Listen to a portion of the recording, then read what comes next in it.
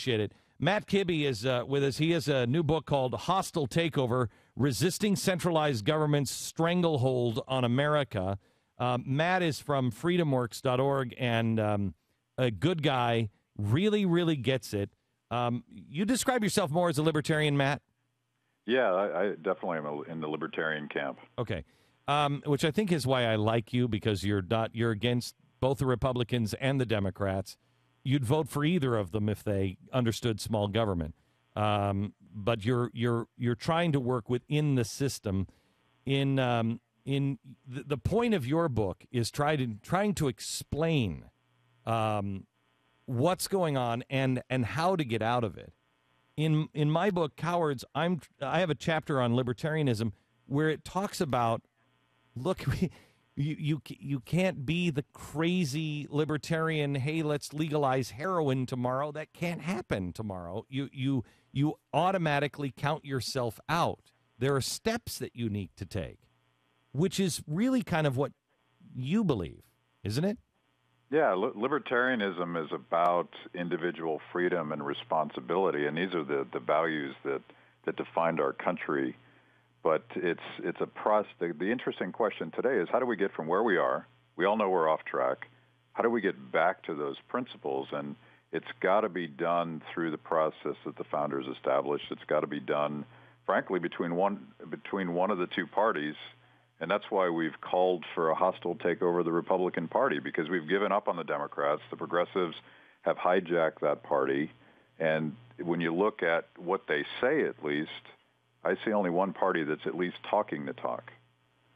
Let me play a little bit from Chris Matthews yesterday. He's talking about Mitt Romney. I'll play the whole cut later, but listen just a little of this. This is amazing. Let me finish tonight with this Romney character. I don't think Romney cares all that much about the presidency, except that he wants it. If he weren't running, you think he'd be watching this show or any other show on politics? No one watches your show, Chris. No one. Forget about it. Mitt cares about three things: his faith, his family, his business. Right now, his business is running for president. That's why he's interested in the presidency. It's his business to be interested. Listen to him answer questions. If the interviewer doesn't ask the most obvious thing, something that Mitt's briefers have been over and over with him, he seems stunned. He doesn't have an answer. Why? Because he never thought of that one. Fact is, he hasn't thought about many things outside his zone of interest, which again includes his faith, his family, his business. And this is the most dangerous thing about this guy. Since he doesn't have a foreign policy, he buys the foreign policies of the powers that be. So he sings the song of his neocon so-called advisors. What they really are, of course, are people who advocate a point of view, the need for a new war with each new Republican president. Okay, stop. This is amazing. He's trying to, make Romney look like an empty airhead, which he's not, and beholden to people like Grover Nordquist. First of all, do you believe that Mitt Romney is beholden to people like Grover Nordquist? And B, how do we make sure, if he is or isn't, that he doesn't become beholden to anybody except the Constitution? Well, I don't think he's necessarily beholden to any particular person. I would love for him to be beholden to the values and the people that he needs to get elected in this cycle. And I think that's the challenge. We've talked a lot about Mitt Romney's weaknesses and whether or not he shares the values that everybody that listens to the show does.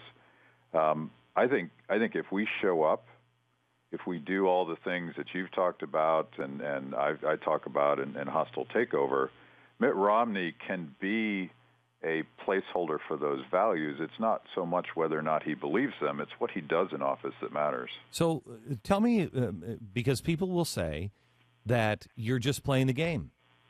Here you are, Matt Kibbe, you're just playing the game. They always give you two choices. You decide to go with the Republican, and look what Rand Paul, who's one of the best libertarians out there, the best thing that's happened to libertarianism, and I don't know how long. And look what the libertarians are doing to him because he's saying, you got to go with Mitt Romney.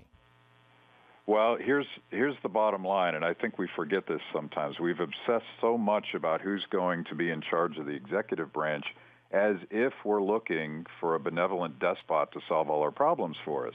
We don't believe that. We've never believed that. George Washington certainly didn't believe that. It's got to be bottom-up accountability. It's got to be our ability as a sustained social movement based on a set of values to constantly hold who's ever in the White House, who's ever in the Senate, who's ever in the House. We have to hold these guys accountable because elections don't matter as much as our ability to sustain a set of opinions, because politicians will respond to that. I even argue in the book that even George Washington was responding to the bottom-up values of colonial America that insisted on respect for the individual over anybody in power. What are you concerned at all, Matt, about the movement if Mitt Romney would win? The movement all of a sudden saying, "Whew, okay, we dodged that bullet," and we kind of go back to sleep. That people don't understand that this is a runaway freight train, and you're going to have to go for cuts for yourself. They're going to affect you, and you can't sit down. Well, this is the challenge of the evolution of the Tea Party movement, the evolution of decentralization in politics. Do people understand that this is not a one-time event? It's not about getting somebody elected, and that November 7th is more important than November 6th, because the process of making sure that Mitt Romney keeps the promises he's made on the election trail, that the senators that we elect, this is what our responsibility is as citizens. And if you just elect a new set of bums and then leave them to their own devices, you're going to have the same disappointments you've had in the last cycle. Any comment on Orrin Hatch last week during a debate on radio with Dan Lillenquist? He called FreedomWorks sleazy. He said we were the sleaziest group he had ever seen before, and I couldn't help but think about his good friend, his good self-proclaimed friend, Teddy Kennedy. And I wonder, really, am I sleazier than Ted Kennedy? I think it's politics. I think he's trying to demonize FreedomWorks and all of the activists in Utah that want to hold him accountable because he doesn't want to talk about his record. Not to mention Kennedy worked his entire life for that title. I mean, you couldn't have possibly outpaced him this early in your life, You're still really early on in the game, Matt. I don't know if you know that. The name of the book is Hostile Takeover, Resisting Centralized Government Stranglehold on America. A great roadmap out, a great book to really help you understand where we are, where we're going, what we have to do, why we have to do it. Hostile Takeover, available in bookstore. Is it out today, right? It's out today. Out today. Go ahead. And if I say so myself, it's awesome. With all the enthusiasm that Matt Kibbe can muster there. Calm down, Matt. Calm down. By the way, Matt is going to be with us on July 26th at Free Pack.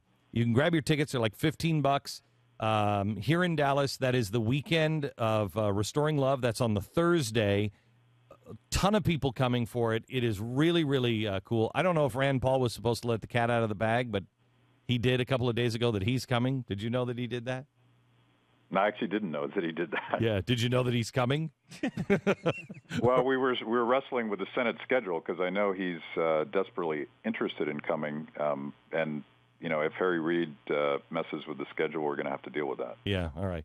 Well, that is happening. You find out all the details on that at freepack.com, freepack.com. Thanks very much, Matt. Talk to you, man. Thanks again. Appreciate it. Bye-bye.